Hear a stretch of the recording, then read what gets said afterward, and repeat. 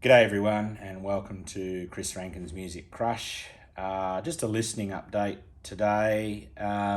Nothing new. I just got a day off, so I thought I'd just come on, make a video and show you what I've been listening to. Very, very heavy video this will be today. Lots of heavy and some humble pie, so I guess very heavy, very humble you could call it. Putting the crush into Chris Rankin's Music Crush this week. So yeah, been really listening to some heavy stuff. Looking forward to the brand new Archspire album coming out next Friday. While I'm wearing the shirt, fantastic, brutal, technical death metal band from Vancouver, Canada. One of my all-time favourite bands. I lobbied like crazy to a big promoter in Australia that's based here in Perth to get Archspire to come down to Perth. Lobbied for a good 6 or 7 years, and then finally they came down and it lived up to all the expectations. I was blown away, everyone was blown away. Definitely one of the best bands I've seen live ever. Their second album, The Lucid Collective, is easily in my top 10 favourite metal albums of all time. Maybe almost close to the top 5. It's that good. And two other great albums of theirs. I've got them all. So their fourth album is coming out next Friday, and I can't wait for that. So anyway, let's get on to what I've been listening to. First up, I've talked about this album a few times before. Came out in March this year. We'll finish extremely high in my end of year list. So yeah, I will be doing my top 100 right near the end of the year, somewhere between sort of Christmas and New Year, I would say. I'll do that. It'll be a long video, and I'll do my top 100 of this year. But yeah, this album by a solo black metal artist. He's done some great things in some split albums before. He's based out of Portland, Oregon. I think he was in California, somewhere in California before that. The artist's name is Cognitum. Just easily one of the best black metal artists going right now. And, you know, you hear always the jokes about black metal, and it's recorded in using the most ultra simplistic methods and using toy drum kits and horrible old tape recorders and all sorts of things. Well, if you want to put on an album to get rid of all of that stigma, you put on one of his albums, because some of the best sounding albums. He did a split last year with Spectral Law called Wanderers, Astrology of the Nine, which is an epic masterpiece all about the 9 planets. And this year he has put out, I think, one of the best albums of the year. Will pretty likely finish in my top 10. And I'm talking about this, which is called, I can never remember what it's called, Solar Paroxysm. A masterpiece. Yeah, we probably all use the word masterpiece a little bit too much. I know that. We all get a little bit hyped up about what we're listening to. But not only is this one of the best black metal albums of this year, this is probably one of the best black metal albums of the last 10 years. It is fantastic. And as I say, the sound on this album is just magnificent. It's full and it's rich and it's lush. Make no mistake, this still wants to crack the surface of the planet Earth for sure. But there's nothing primitive about this album at all. Atmospheric black metal is probably the best way to describe it. Sci-fi atmospheric black metal. It's all about the universe and all things to do with that, all astronomy stuff. Such an interesting album. It's not just all straight blast beats and black metal. There is plenty of progressive moments. There's plenty of moments that could easily be on a progressive death metal album. Certainly some progressive parts. pretty heavy. You know, you certainly couldn't say that this is light, but it's not just brutal no matter what. It is complex, it's intricate, it's it's only 5 songs, and at least 2 of the songs from memory are well over 10 minutes, and all 5 of the songs I think are at least 7 or 8 minutes long. My 2 favourite songs on this album are Frozen Star Divinization. Nearly got that wrong, didn't I? And Luminous Accretion. Luminous Accretion is one of the songs of the year. There's a part at 2 minutes and 16, if you want to check out that song on YouTube, which is just wonderful. It's just awesome. 2 minutes 16. And then there's another part for about 4:45, 4:50, where once again it's just, oh yeah, it's the sort of thing that if you're listening to the CD in your car driving, you actually want to pull over to the side of the road and go, yeah, I think I want to listen to that bit again and just concentrate on it for a second, then I'll get going, because it's just that good. The whole album is just brilliant. It just flows. It's only 5 songs. They all flow into each other so brilliantly, and yeah, it's one of the best albums of the year in my opinion, one of my absolute favourites. So I actually missed out on the vinyl. I did want to get this on vinyl, but it sold out very quick and was quite expensive anyway. And I know I think they've done a couple of resells or reissues of it since, but they go so quick. So I thought, you know what, I'll just get the CD of it. No inner, everything's all printed on the fold-out card like that. And as you can see, quite amazing artwork. Gives you a bit of an idea what he's all about and the music's all about. As I say, it's atmospheric black metal, but it's very astronomy and planets and the universe and so forth. As I say, and even that last split that he did with Spectral Law was all about our solar system. So, and each song was on each individual planet. So it was, very, very cool indeed. So if you have never heard that, check that out as well. Also this year, another stunning black metal release. As I say, this listening update is a pretty heavy one. I know I quite often have some extreme metal and heavy, but this one this week, I don't know why, for some reason, seems to be. And now, I'm trying to think when this album came out. Definitely this year. I was thinking maybe July. I can't even remember. I ordered it, but it took a little while to get here. I've had it for a while now. I've had it for a couple of months now. Now, I will use the Anglicized pronunciation and the way it's written, but I know that there is another way that it's written. They're a band from Moscow, Russia. This is their debut album. So you pronounce it like, well, I think so. That's the Anglicized written way, Sieta. But I know I've seen it written in the other style, the actual Russian style, I guess. And I have no idea how you pronounce it. Maybe that's how you pronounce it, how the other way it's written. So the name of the album is Novgorod. It's their debut album. And as you can see by the cover, it is black metal, but there's certainly a lot of pagan and folk about it. Not so much folk, but definitely pagan. There are lots of acoustic moments and like a real sort of pagan feel to it. There's some very pretty parts to it. It's quite a pretty, beautiful black metal album. Don't worry, there's still plenty of all the black metal styles that you'll feel. But very for want of a better word, and they're not Celtic, but that sort of style, if you know what I mean.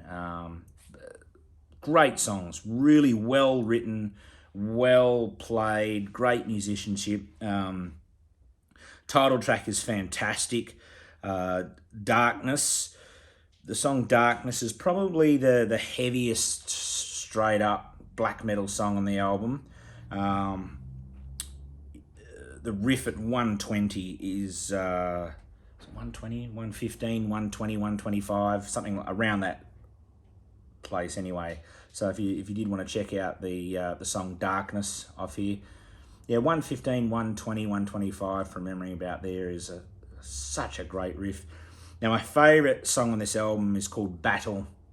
It just sort of brings together everything that this band does so well, and is just that real combination of all the greatness on this album in that song. Love it. As I say, debut album.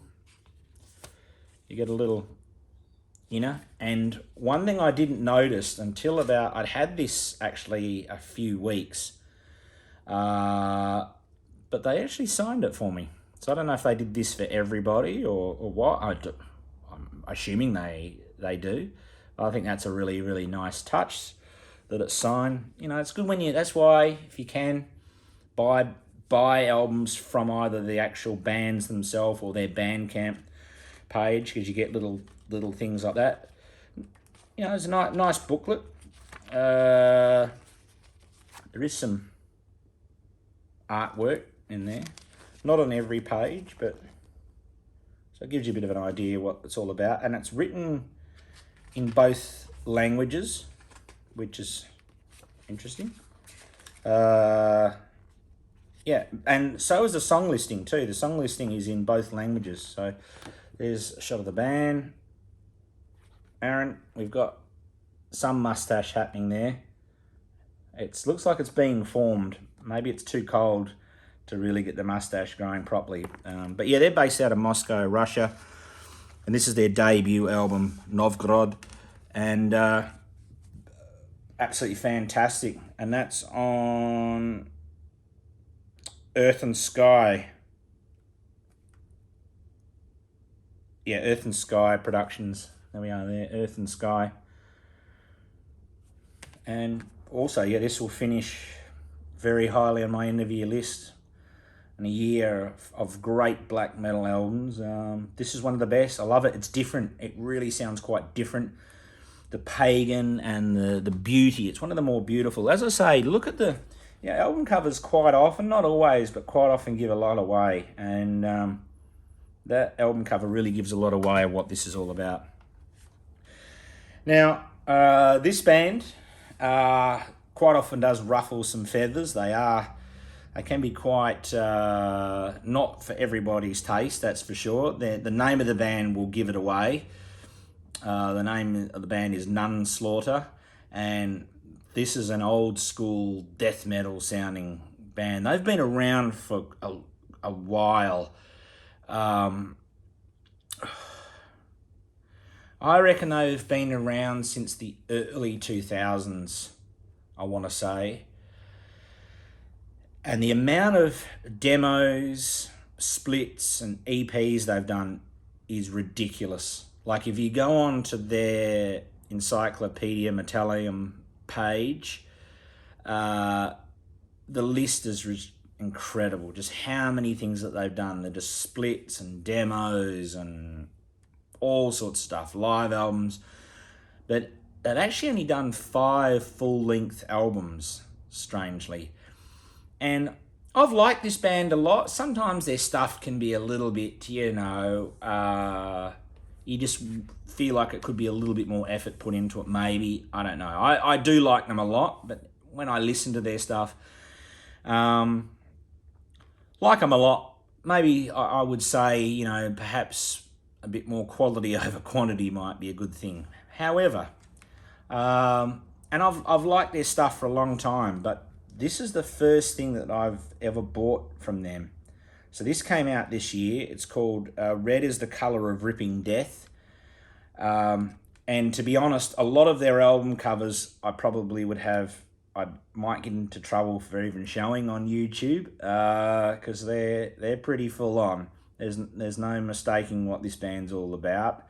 Well, as far as, it's just probably absurd to say that's what they're about. That's the music, the album covers, whatever, who knows. And this is excellent. It's just really good, catchy death metal. Not that they're going for a retro sound. They've always just had that sort of 1989, 1990, 91 death metal sound. Pretty full on, but catchy. Lots of hooks, all sorts of hooks all throughout this. Very catchy for such a heavy, nasty death metal band. They're from Cleveland, by the way. I think they started in Pittsburgh, but I know they're based in Cleveland. This is their 5th album. Murmur, one of my favourites, very catchy song. Eat Your Heart, brilliant. Beware of God, another great song. Broken Alone, brilliant. A bit hard to read here because the cover's a bit dark at the back. Dead in 10, brilliant. The Devil Will Not Stray, brilliant. As you can see on the back, you can see what they call themselves, self-proclaimed. And love it. Absolutely love it. Yeah, really good. And, you know, I've liked this band for a long time. I've always kept a bit of an eye on them and heard things and went, you know what? I'm going to get this one. This is a ripper. I've had this one for a while, but I've just haven't gotten around to showing this. I've had this for, I think this came out late August, and I got it when it came. It was either late August, early September, and I got it then. So, yeah, another 2021 album. And yes, it will finish in my top 100 for sure. Now, I showed this album. I have to actually show it this way. That's the way the cover is, even though the spine's there. Now, I showed this album on my very first video that I did. So when I did my favourite albums of 2020, this finished number 2 on the list. And those people that know me well and close know how much I love this band. Very, very much. This band is called Imperial Triumphant. I've talked about them a little bit before. So along with White Ward, they're a band that mix black metal, death metal, and jazz. And yes, I actually mean jazz, not just jazzy, jazz. So they have brass instruments. There's a real jazz sound to it, and more of an avant-garde free jazz. White Ward tends to be more of the smooth jazz, although these guys do have some smooth jazz. But the blending of the jazz and the black metal just goes perfectly. When you think about those two genres, they're both quite unorthodox. They're free form. They're a little unorthodox. They can be unconventional. They like to travel outside the straight lines very much, and it works so well. The chaos parts of the black metal go so well with that really chaotic avant-garde free jazz. You know, think of the very free Sun Ra type jazz. You know, I'm not talking the smoothish sort of jazz. I'm a lot more of the chaotic free form.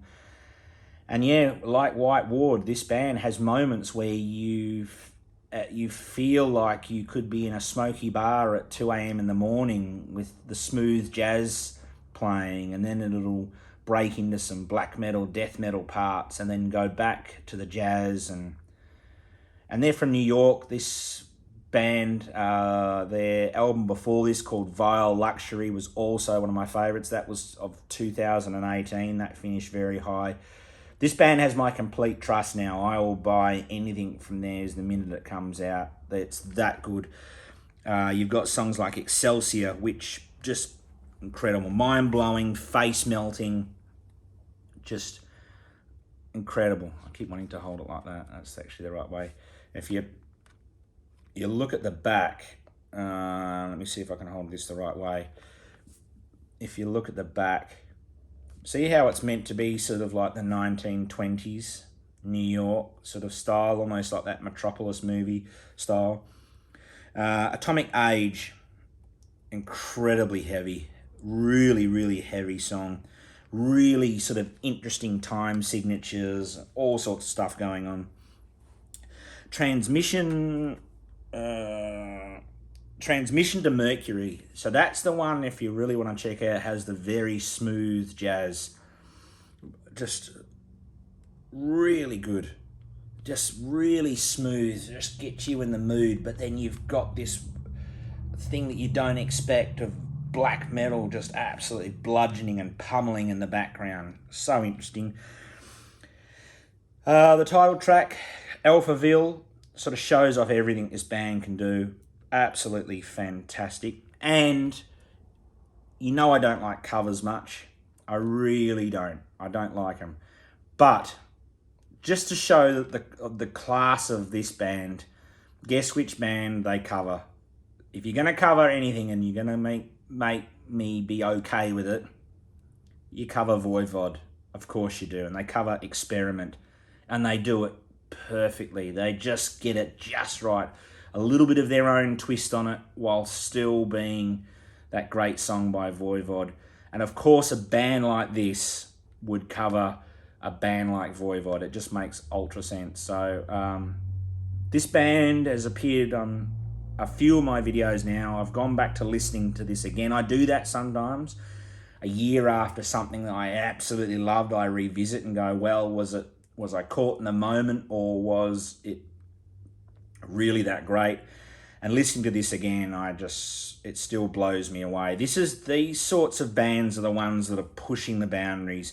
These are the ones that are changing things, are making us listen to music different again. These are the ones that say, hey, we're going to challenge you.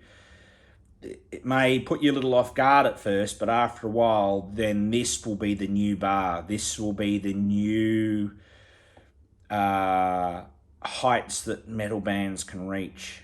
And bands like Imperial Triumphant and White Ward. So this only lost to White Ward last year, and White Ward did this sort of thing just a little bit better, I felt. So yeah, if you've never heard it, they're from New York too. I don't know if I mentioned that already, but yeah, from New York. So good. Been revisiting this great album. I hinted at this at the end of my last video. I don't know why I hadn't taken this off the rack for a while. You know, it's like you get a few records and CDs, and by the time you get back around to a rotation of, you know, you got all your new stuff and things that you're listening to. By the time you get around to things, and I went, I haven't pulled this out and listened to this for ages. When this came out in 2006, I could not get enough of this album. I thought this was one of the best things ever made. And you know what? I'm happy to report all these years on, and I've taken it off outside of from 2006 to now, but even all these years on, 15 years on, I'm happy to report that this still blows me away. So the band is called Pitbulls and the Nursery, a French technical death metal band, but that they're not just like all the other technical death metal bands. There is a lot of avant-garde to this band. There is a lot of quirky little jazz moments and interludes and acoustic parts as well. I mean, look at that album cover. I mean, seriously, I'll let you just breathe that in for a bit.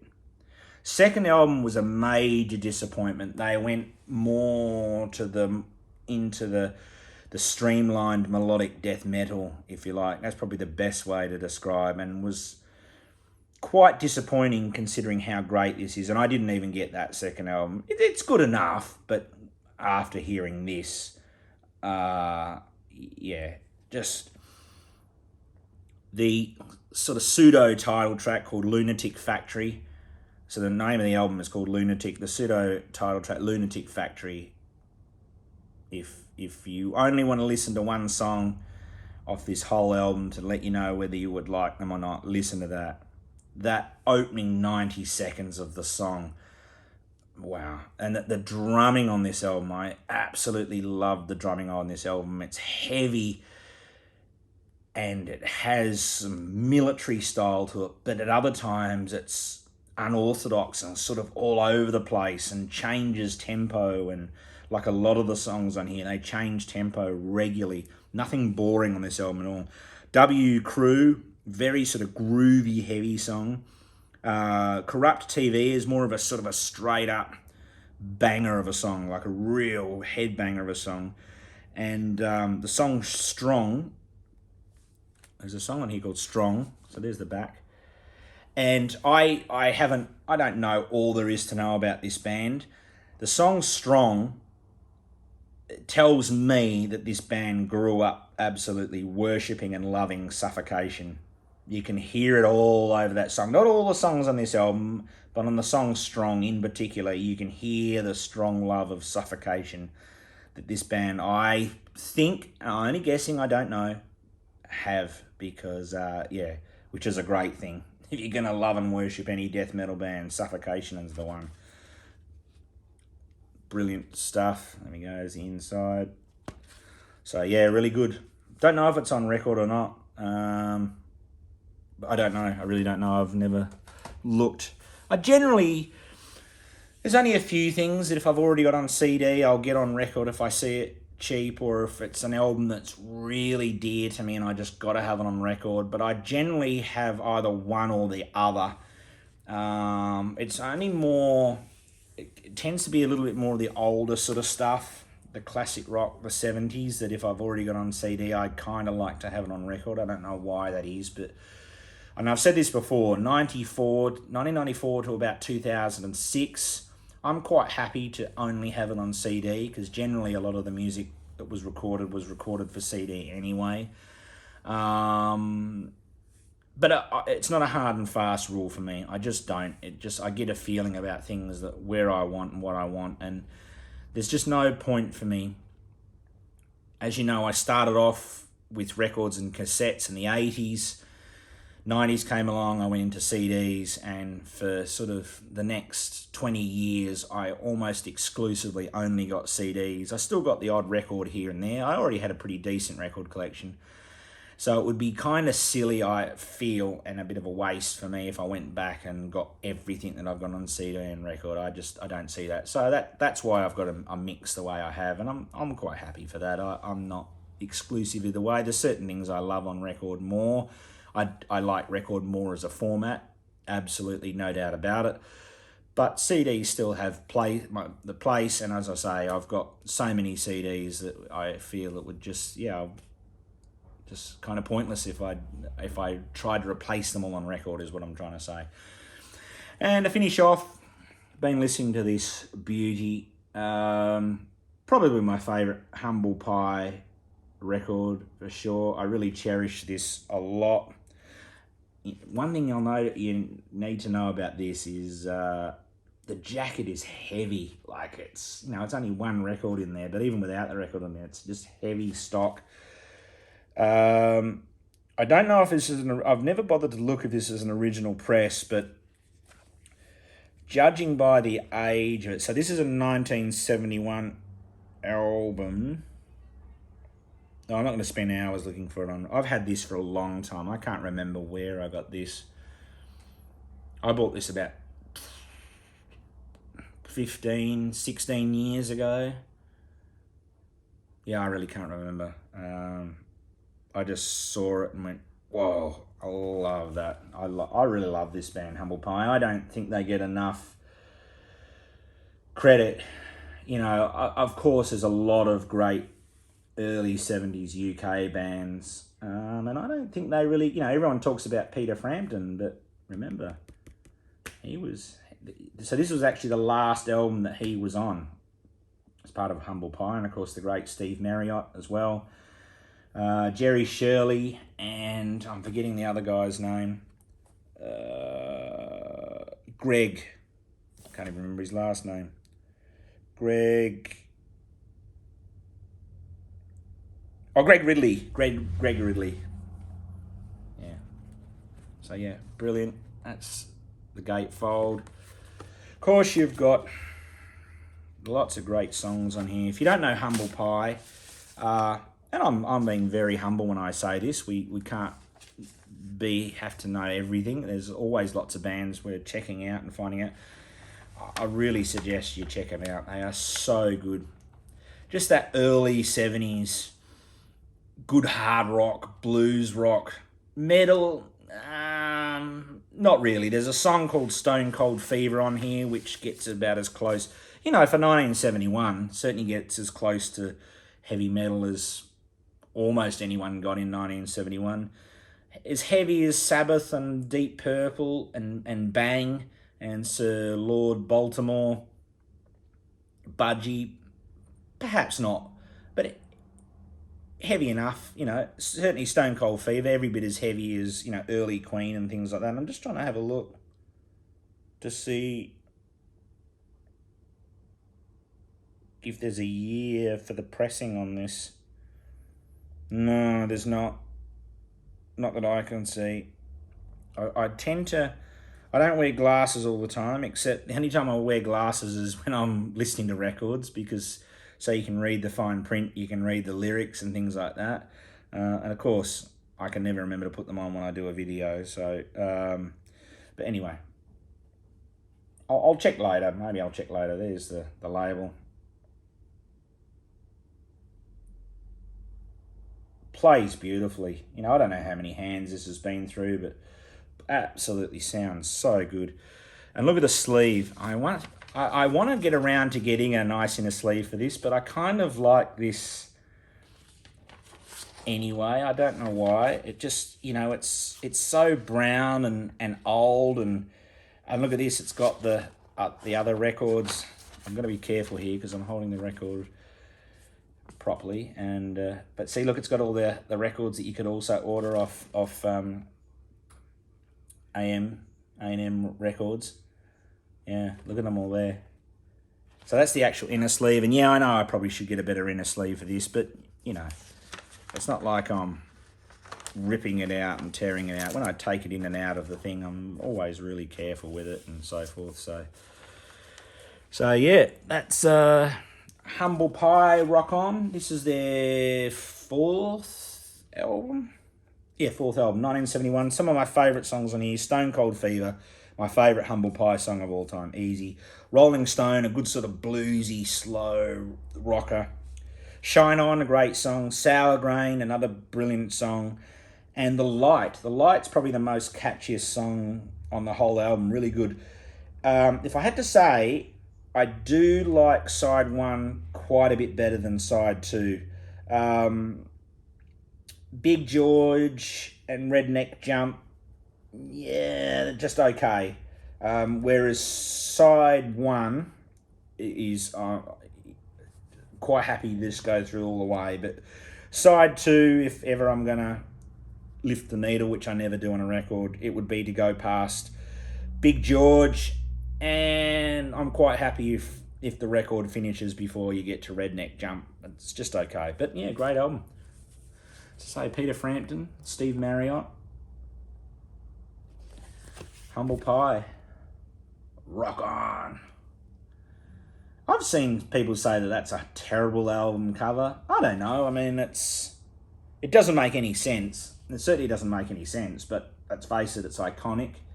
You know, you see that picture, you know exactly the record it is, even if that's all blacked out, you know straight away what album it is. So I guess in that way, it kind of did its job because it's iconic.